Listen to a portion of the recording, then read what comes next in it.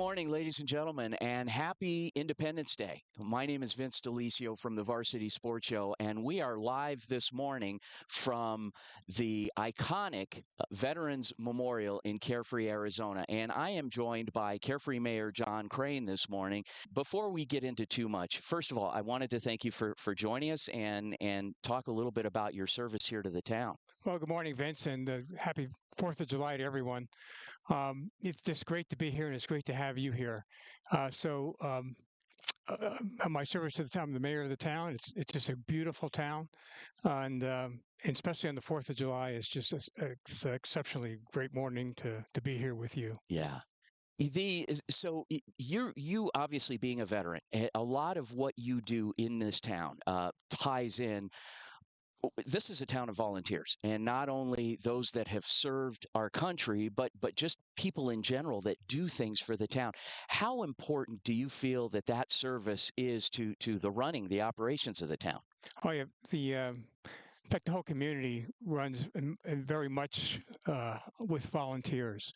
So the town council are elected volunteers, the mayor's an elected volunteer, and for a community that doesn't offer very much in the way of social services, we have volunteer organizations that provide those services that fill those gaps. So whether it's the food bank, Foothills Caring Corps, land trust, just things that folks are passionate about, they volunteer and they make it happen. They move the needle.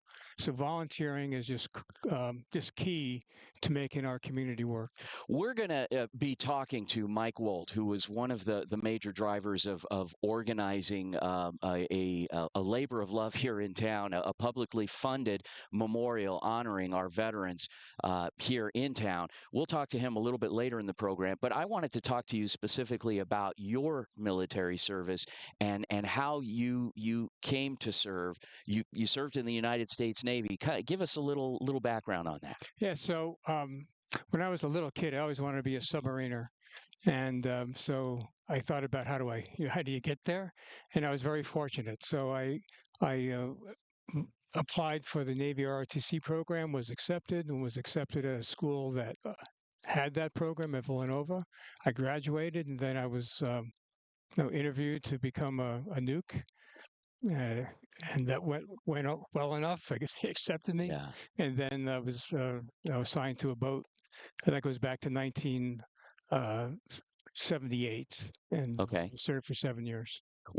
Once that time ended and you separated from the military and you went into private industry, worked as an engineer in private industry, and through the years, you found yourself with that tug to serve the community again, which obviously has led to, close to 30 years, if not more, serving this town specifically. How did you become involved?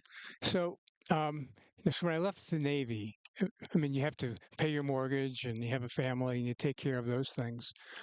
So that was really, in those years, it was not so much of a volunteer focus. But once I came to Carefree, I was going on 37 years ago. I found myself in a small community, which I grew up in a small town. I love the small town feel. And then I volunteered for things. I volunteered in my homeowners association. Then I volunteered on planning and zoning within the town, and then eventually became a council person. I'm a great believer in volunteering and making an impact, especially in a small community. Whether you're a volunteer, a council person, a mayor, whatever, you can have an impact. You can help your neighbors, and you can influence how things go. So it's a wonderful environment. As you look now at all the work that's been done in this community, this town, it's been a grassroots effort. Even where we're sitting now in the beautiful 4 acres of the desert garden, this was at one time just a dirt parking lot many years ago. And with the town coming together, residents and staff alike putting this together with the community, this has really come together through acts of volunteerism. And when you think of holidays that honor our service members, like Veterans Day, Memorial Day, even the 4th of July, what do you think of? Well, if you think of those holidays in our town, we really try to make an effort to honor our veterans. It's a veteran-friendly community, and so we have a very strong Memorial Day program at the cemetery, a Veterans Day program here in the Sanderson Lincoln Pavilion.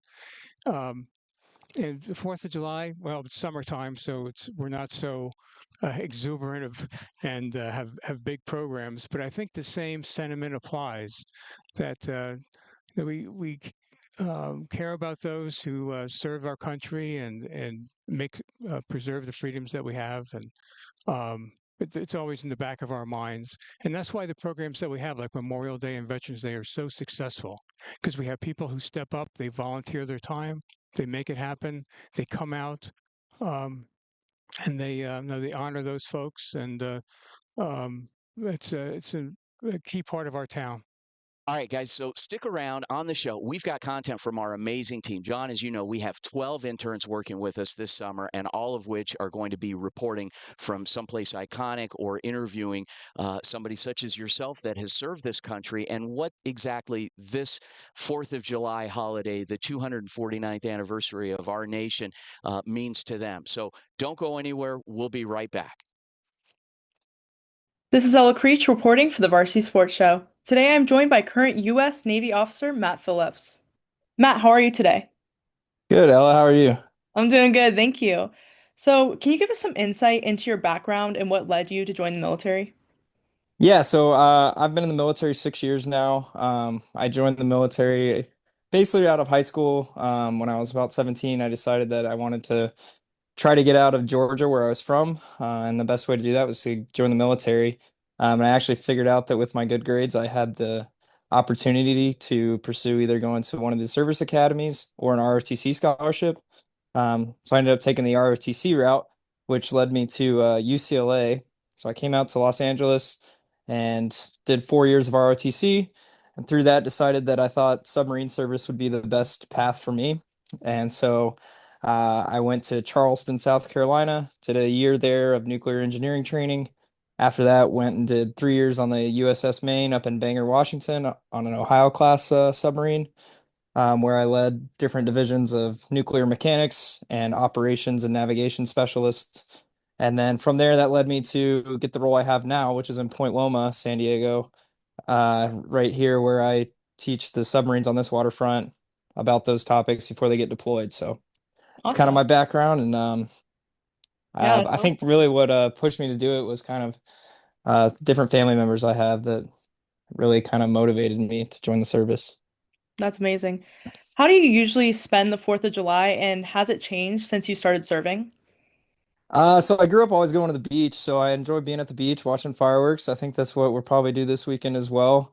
Since I've started serving, though, I've never had to be deployed on the 4th, which is nice, but I have been deployed on other holidays. So anytime I'm deployed, or anytime I think about like a holiday season like this where everyone gets together with family and friends, it always kind of reminds me of those times whenever I was deployed on Thanksgiving and Christmas, and I know how hard it is for those men and women out there. So I always have a special place of thinking for them, and also thinking about their families too, where they don't get to necessarily get to be together.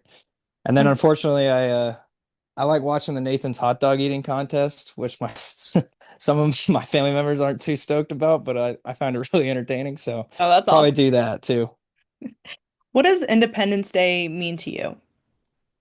Yeah, I think it's just, I mean, great like history to look back on and remember all those that have fought and died for this country and those who have volunteered and served for us. So it has a lot of pride to me to be able to wear the uniform and to remember those people. So I always take a minute to just kind of think about that while I put the uniform on, just because I know I have two grandfathers that served in Korea that motivated me to serve.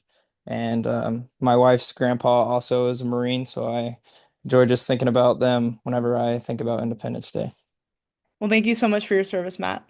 Hello and happy 4th of July. This is Sammy Kayla from the Walter Cronkite School of Journalism and Mass Communication at Arizona State University reporting for the Varsity Sports Show. Today we're coming to you live from the West Valley at the Vietnam Memorial Trail. This 1-mile trail serves as a memorial to America's fallen veterans in Vietnam. On your way up, you'll see some plaques commemorating every veteran who provided a better life for Americans with their sacrifices. Every branch is honored on this trail, including the Army, the Navy, the Air Force, the Coast Guard, the Marines, and more. The trail also has plaques that tell the story of America's involvement in Vietnam, including first deployments all the way up to America's withdrawal. Once you reach the top, you'll find the American flag waving proudly, looking down on everyone who has served this country. You'll also find a memorial plaque for former Arizona Senator John McCain, who served in Vietnam as a Navy captain before his political career. It's a beautiful view once you get to the top. You'll see the entirety of the West Valley. The Zenith also has commemorative benches you can sit on after hiking the trail. It's a wonderful experience, and I highly recommend it. Ladies and gentlemen, that is it for this week's story. Once again, I am Sammy Khalaf with the Walter Cronkite School of Journalism and Mass Communication, reporting for the Varsity Sports Show, and I'll see you guys next week. This is Faith Campbell from Arizona State University on the Varsity Sports Show. Today, I'm sitting down with a veteran to learn about her service and what the 4th of July means to her. Joining me on Zoom is United States Air Force veteran Hope Campbell. Hope, how are you doing today? Great, how are you? I'm good. So I wanted to start off by asking you just to tell me a little bit about your military experience and background. I started kind of late. When I was 21 years old, I enlisted in the United States Air Force, and I spent 4 years in active duty, mostly in North Dakota, Grand Forks, North Dakota, and spent my time there as a security forces member, guarding nuclear weapons. Very nice. How have those experiences and memories contributed to your feelings towards Independence Day? Well, my family, I have a long history of military participation in my family, from my grandparents, my grandfathers, my father, and I've always been around it and heard about it. And so when I joined, I was really excited to add to that. And I've always been, I feel very patriotic. I enjoy, who doesn't like celebrating a birthday, and who's better birthday to celebrate than America's? So I enjoy just the idea that the freedoms that we get are from what was the original Independence Day in 1776. So every year we do that, it's just a remembering where we came from and how that's led us to where we are today. Awesome. Well, thank you so much for sitting down with me. Thanks for having me today. It was fun. That was United States Air Force veteran Hope Campbell, and I'm Faith Campbell from Arizona State University on the Varsity Sports Show.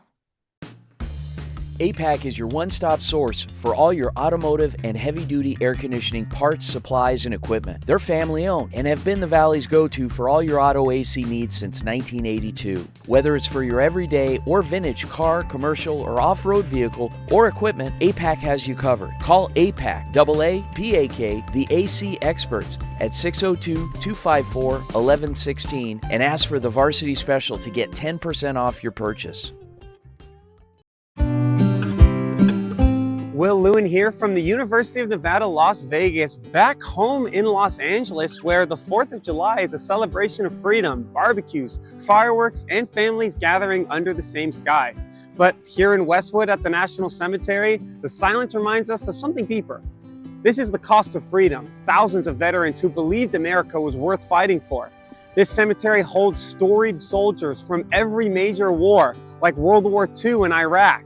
Some were immigrants, some were undocumented, some never even got citizenship before giving their lives for this country. Here, the silence is peaceful, it's earned, it's honorable. It says, we remember you, you matter, you're safe. But just 15 miles east, there's another kind of silence. This is the Pico Rivera Sports Arena. Normally, this place would be packed with music, food, and fireworks. It's one of Southern California's biggest 4th of July celebrations, and this year it's canceled. Not because of weather, but because of fear. Following a wave of ICE raids in LA, local officials and organizers called it off. They worried about immigrant families being targeted in large crowds. They feared celebration would become surveillance. And just like that, a tradition was lost. The kind of event that makes families feel part of something erased out of fear. Both of these places are quiet today. but they speak volumes. One silence is about peace, and the other is about fear. And if we say we honor those who fought for freedom, then we need to ask, what are we doing with that freedom now? This 4th of July, let's not just celebrate independence, let's live up to it. I'm Lewin from the University of Nevada, Las Vegas, here in Los Angeles on the Varsity Sports Show.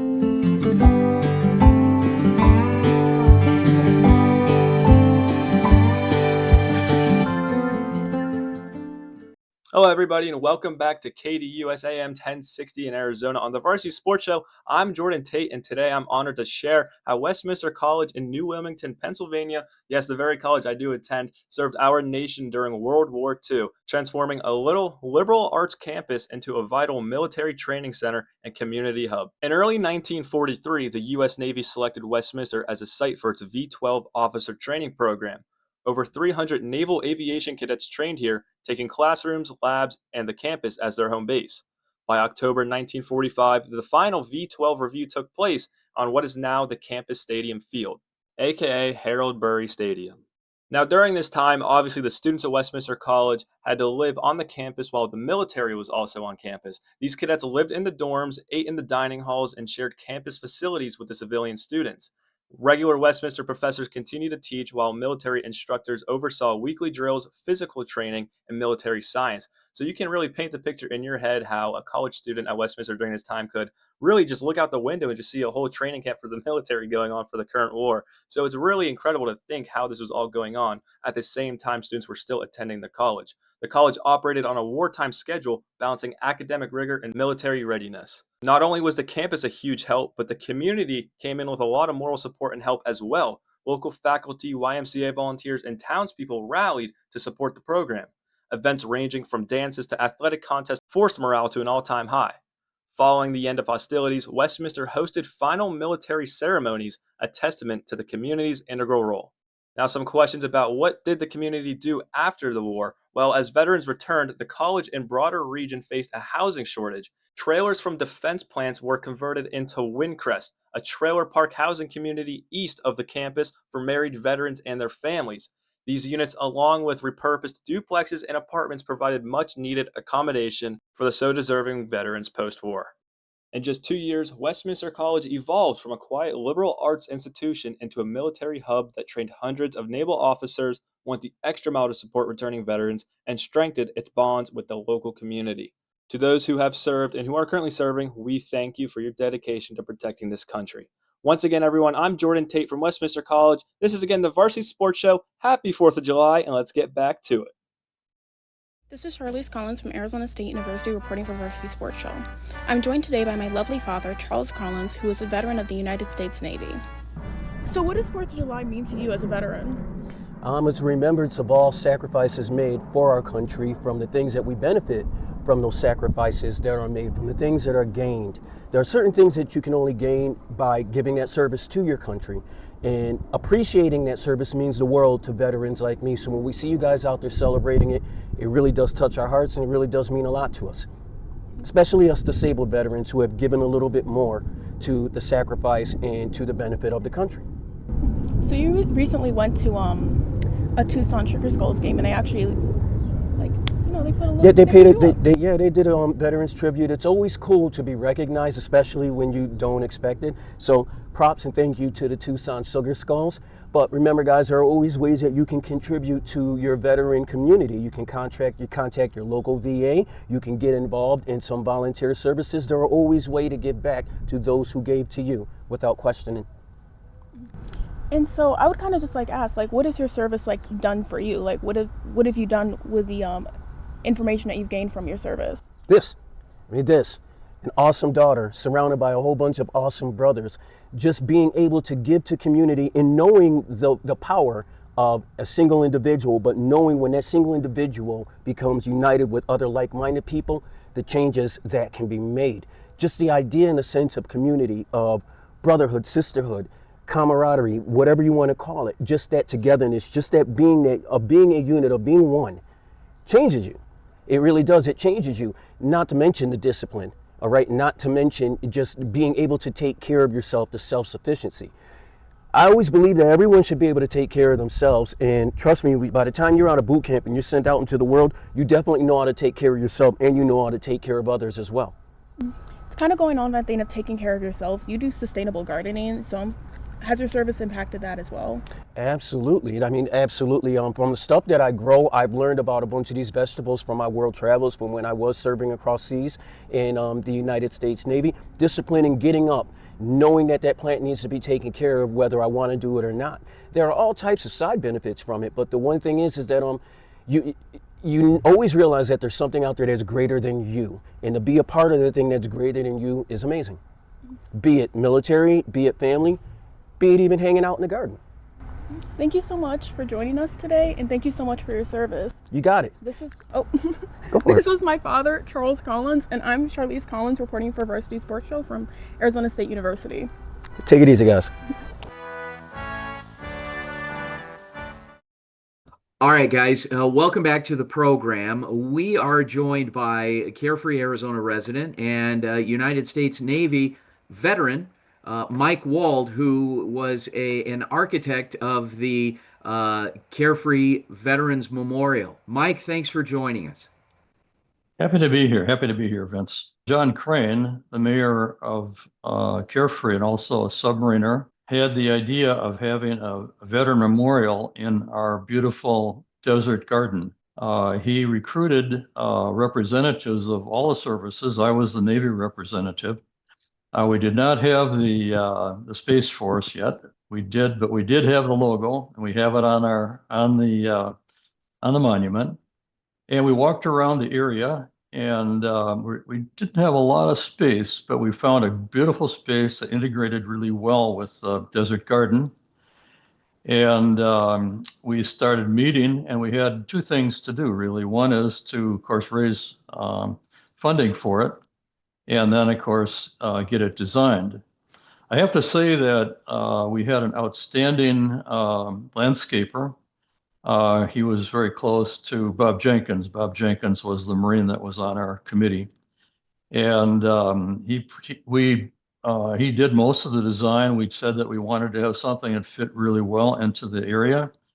We wanted to have some benches so that widows and family members that may have lost veterans could sit there and reflect. It was very clear that the town did not want the town to have to make any investment at all. So it was all us volunteers and then the fundraising.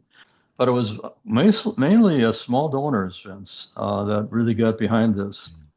Between the donors, the contractors, everyone involved, the designers, how many people do you think participated in this project? Okay, so our team, we had John was leading. Well, actually, John was coordinating. We had the Army guy was a project manager. So we had, and the planning team, we basically had all the services. So that would give, and John was on, so probably 6. And then we also, a lot of the work was done by the contractor, landscape contractor. And as far as people that got involved in fundraising, well, our team did the fundraising, but we must have had 20 or 30 donors that donated that money. And some on the team, we donated, of course, probably a little more than some of the other ones. The Angry Crab Shack in Tempe, with an experience so good it remains indescribable, with something for every seafood lover. Try one of their amazing custom seafood boils, sandwiches, appetizers, and salads. Angry Crab Shack Tempe is located east of I-10 on Warner Road, 480-674-3847. The Angry Crab Shack in Tempe. Come ready to eat. This is Kolton O'Connor from the Varsity Sports Show. Around Independence Day, it is important to not just remember what happened in 1776, but to remember the wars since then, and the people who have laid down their life since then. In downtown Tempe, along Tempe Town Lake, there is a beautiful Veterans Memorial to honor the men and women who have fought for our country. The steel panel statue is in honor of all the veterans who have served this country, but is modeled after Adolf Weeks, an infantryman from World War II. Located at the Tempe Beach Park off Ash Avenue, right along the lake, there is a stairwell that leads up to the Copper Memorial. There is also a little plaza that has some locks on the fence from families honoring their loved ones who have fought and died in service. In the future, there are plans to expand on this statue. The Tempe Veterans Parade is a concept where they would have 80 of these statues along the water, honoring all the different service branches. It is unsure if this plan will ever come to fruition, however, because this has been brewing for almost a decade, and so far, there is no other statues up. You can find cool little memorial spots like this all over Arizona. They're just a Google search away. There is an Anthem Veterans Memorial, a Field of Honor in Chandler, Arizona, a Veterans Park in Fountain Hills, and many more. This 4th of July, while lighting off fireworks and putting down hot dogs, take a moment to remember all the people who have fought for this country. Once again, this is Kolton O'Connor, Varsity Sports Show 4th of July special.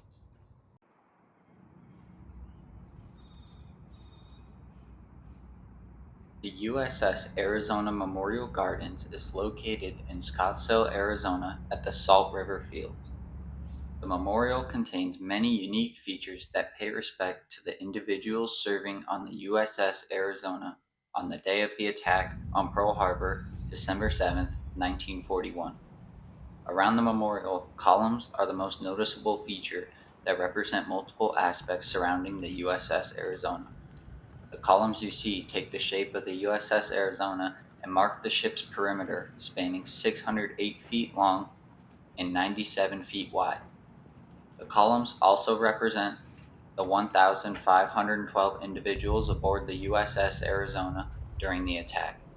The unlit columns amongst the 335 columns that light up at night represent those who survived the attack and lived to tell the stories.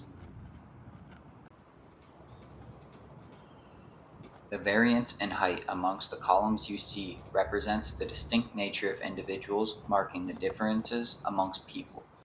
Each column represents an individual who had different pasts and experiences. The columns mark how similar yet unique they were at the same time.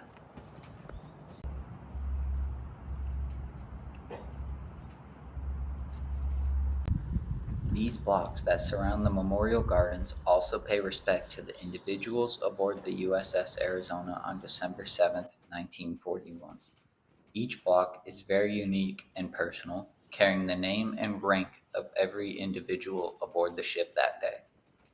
Every name engraved in these blocks represents amazing people who served our country during some of the hardest times and fought for our flag.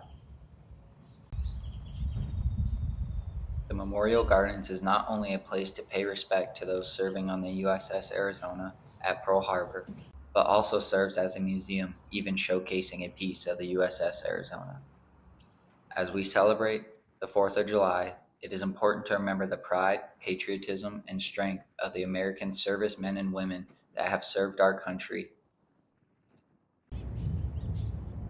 I'm Goff, and thank you for tuning in to the 4th of July Day special with the Varsity Sports Show. I am Maanav Gupta with the Varsity Sports Show from the University of Houston, right here in Houston, Texas, at Hermann Park. This is the largest park in Houston, and behind me we've got a statue of a very important veteran here in the history of this city. It's Sam Houston. He was a veteran for the U.S. Army from 1813 to 1818. He is a huge figure here in Houston. As you can see, the statue is massive. And to talk a little bit about Sam Houston, he enlisted at age 20 in the Army. He became a 3rd lieutenant at the end of 1813. He also served under Andrew Jackson in the War of 1812. He became a 2nd lieutenant after that. This statue is bronze on a granite arch base. It sits on his horse and he's pointing to the San Jacinto River where he defeated the Mexican general Santa Anna. Sam Houston is a huge figure for the independence of Texas. Of course, it was the Republic of Texas before it became its own state. He played a huge role in helping in its independence. This veteran was one of the first founders of Texas, was one of the first presidents, as well as governors of this state. So very, very important veteran. And he, of course, is honored as the name of this city is Houston. And Sam Houston is right here, 4th largest city in America. And he is the one who represents us. And He also died in Huntsville, about 40 minutes away from here, and there's a huge statue as well over there. So here in Hermann Park, this is a big attraction here in the city of Houston. They celebrate 4th of July every year at the hill over there. There are massive fireworks after an orchestra typically, and Sam Houston is right here. He's always been here since 1925, so big, important veteran, and he represents a lot here in Houston. Hi, my name is Ava Bocek, and so today I will be interviewing Rachel Bailey, who's my aunt and a former veteran. So, tell me about your story and like how you became a veteran. So when I was 18, when I graduated from high school, I met this recruiter. You know, those recruiters that go to the school. I guess I got the card of the recruiter, but then I never really thought about joining the military. And then I was working at this like fast food place called Bob's.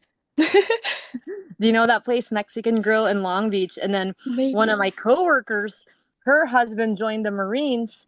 And then I was like, then I was also going to college, and I didn't like my job, and college wasn't really for me. So I decided, and I found the card of the recruiter. So I called the recruiter, and then I had to take like this test to see what jobs I can get, and then I joined them. Then I ended up passing. So I selected my job in the military, and then I joined the military, and then that was it. So that's how it happened for me. I just kind of, and I wanted to like get out of the house and get money for college and all that. So Yeah, that's really cool. And so like how do you think like the military experience kind of contributed to the 4th of July? Were you like working or doing anything around those times, if you remember?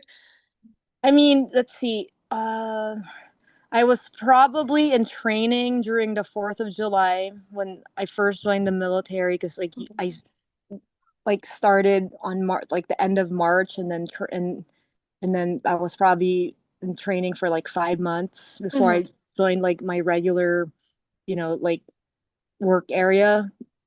Yeah. And then I mean, I don't really remember, but what I do remember is that like right now we live in California, and there's a lot of places you can't have fireworks, but I was stationed in Fort Campbell, Kentucky, and there was like lots of fireworks, and the military base would have like a fireworks show during the 4th of July. So that's what we did. Oh, if we were in the US. Overseas, we were just like, overseas. Yeah. Oh, that's really cool. I didn't know that you guys would do that. And so last question, like how do you and like your family just celebrate 4th of July? Well, we usually probably, go to the beach, have a bonfire, and then, but then we can't have fireworks. So we probably just do the fireworks in our backyard, like light it up and then run inside and hide just in case somebody reports us. But yeah, just mellow, like sometimes we'll have like friends inviting us to like a party, then we'll attend, but, just typical American style, barbecue and chill, nothing big. Yeah.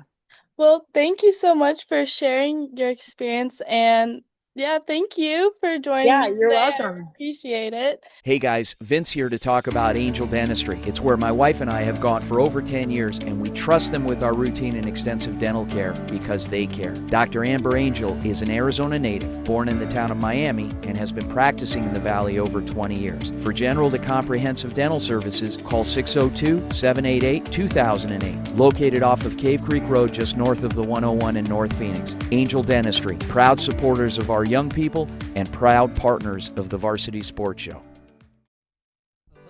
Hi everybody, and happy 4th of July. It is Alana Lynch here reporting for the Varsity Sports Show.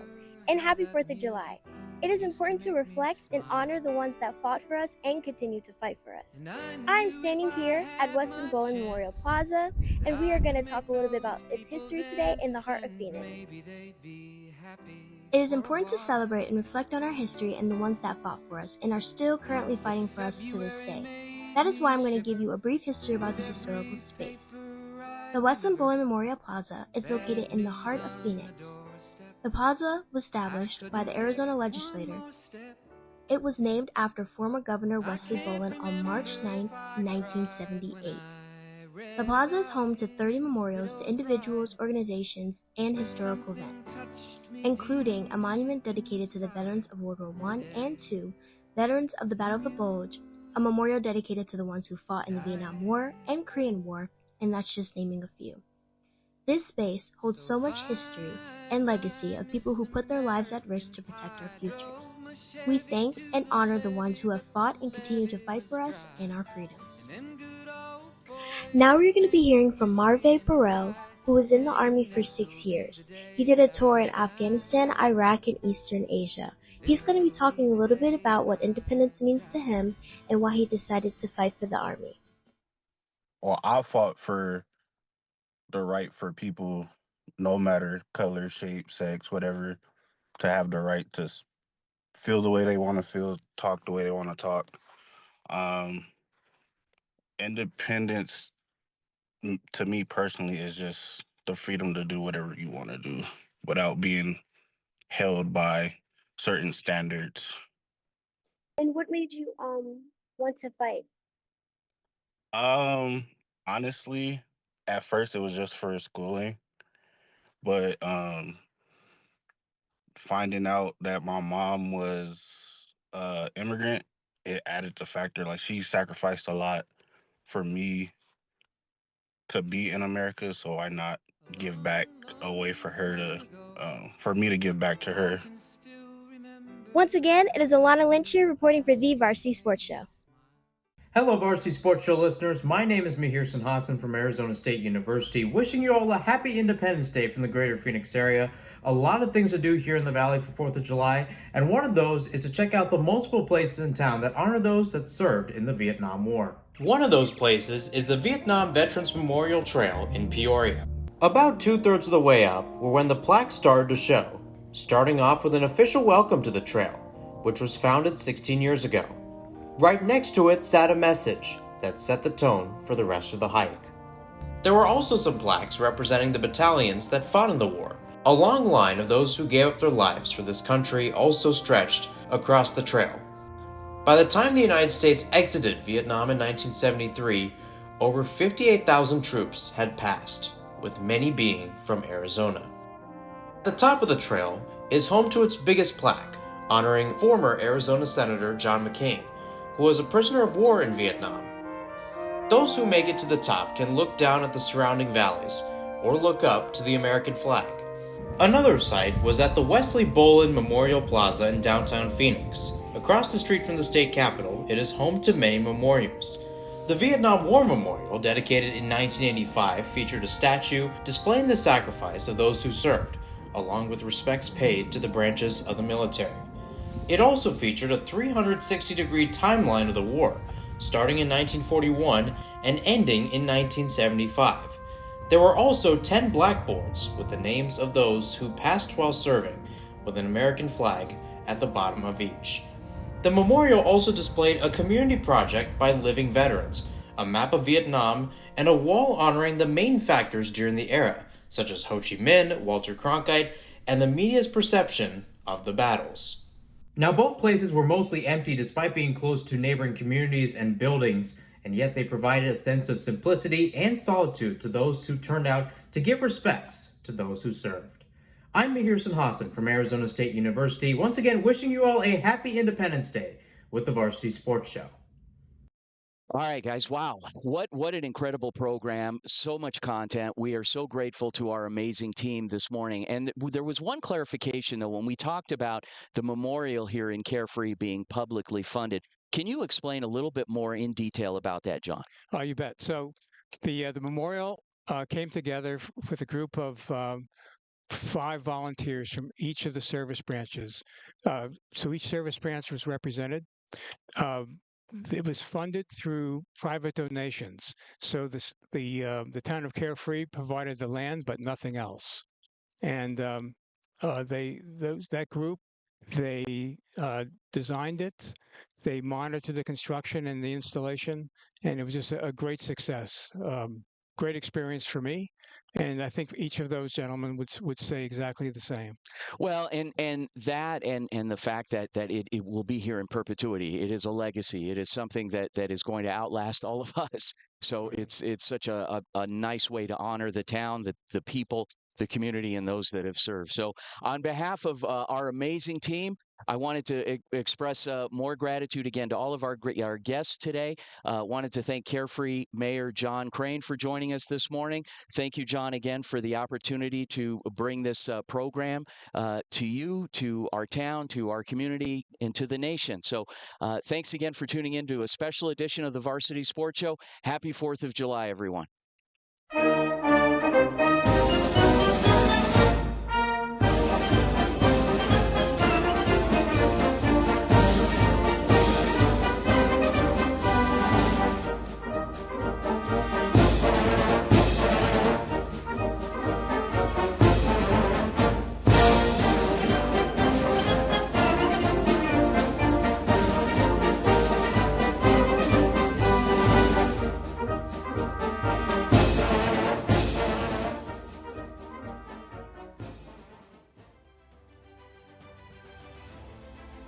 Thank you for listening to the Varsity Sports Show, where our mission is to empower education and enable dreams, creating an unmatched platform to showcase talent both in front of and behind the microphone in radio, television, podcast, and live streaming.